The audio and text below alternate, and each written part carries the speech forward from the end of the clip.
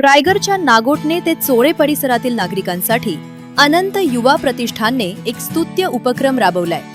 युवा उद्योजक अनंत अंबानी यांच्या वाढदिवसाचे औचित्य साधून 2 आधुनिक रुग्णवाहिकांचे लोकार्पण करण्यात आले। यासोबतच गरजू रुग्णांना व्हीलचेअर आणि इतर वैद्यकीय साहित्याचेही वाटप करण्यात आले। अनंत युवा प्रतिष्ठानचे सेक्रेटरी धीरज घुले पाटील यांच्या पुढाकारातून हा मानवतावादी उपक्रम पार पडला।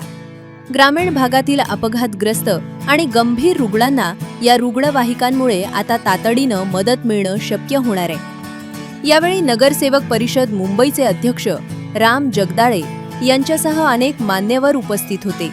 सामाजिक बांधिलकी जपत राबवलेल्या या उपक्रमाचं स्थानिकांनी मोठ्या उत्साहात स्वागत केले।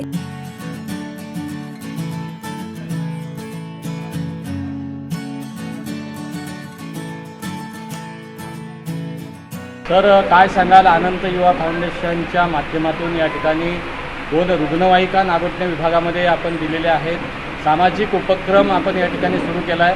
काय सांगाल, एकूण दिव्यांग बांधवांसाठी देखील आपण व्हीलचेअर्स वगैरे दिलेले आहेत। काय नेमका हा उपक्रम आहे आणि भविष्याच्या काळात हे प्रतिष्ठान कशा पद्धतीनं घराघरामध्ये हे आपलं कार्य नेईल?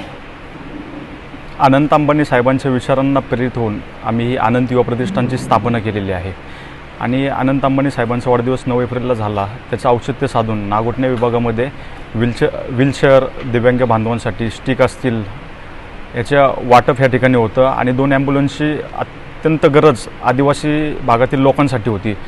त्यामुळे अंबानी साहेबांच्या वाढदिवसानिमित्त आम्ही ह्या विभागासाठी वाटप ठेवलेले आहे। काय सांगाल, भविष्याच्या काळात कशा पद्धतीनं आपलं काम असणार?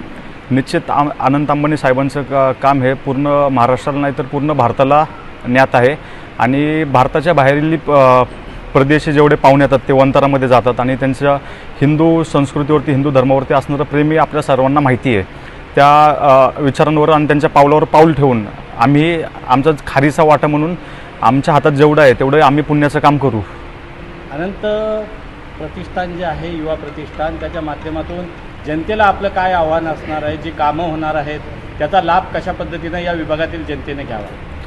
अनंत युवा प्रतिष्ठानच्या माध्यमातून आम्हाला जनतेला हेच आव्हान आहे की सर्वांनी एकत्र येऊन एक उज्ज्वल भारत आणि एक नवीन भारत कसा विकसित होईल हे आम्ही जनतेला अनंत युवा प्रतिष्ठानच्या माध्यमातून सांगतो।